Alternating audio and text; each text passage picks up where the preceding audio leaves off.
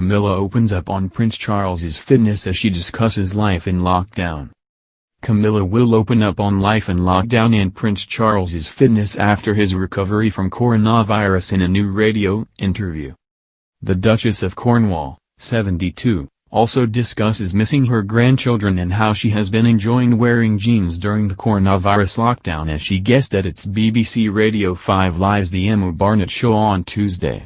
In a pre-recorded interview, Camilla will reveal heir to the throne Charles, 71, is fighting fit after catching coronavirus in March. Camilla will say, "He is probably the fittest man of his age I know. He'll walk and walk and walk. He's like a mountain goat, he leaves everybody miles behind." The 72-year-old will also talk about missing her grandchildren and how she looks forward to being able to hug them again. She will say, "You're so excited because you haven't seen them for 3.5 months. Your first reaction is to run up and hug them, and you have to sort of put up your hands. It's a very odd feeling." Camilla will reveal how she has been using the internet to keep in touch with friends and family during the pandemic. She will say, "I'm ashamed to say that I really hated the internet. I didn't understand it and I thought, what's the point of this?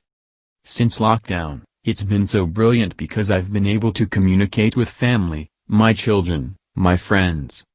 But it's also taught children, otherwise children who aren't at school, what would they have done without it?"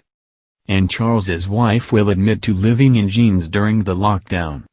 She will say, "I've been very, very happy with my jeans. It will be very hard to get out of them again.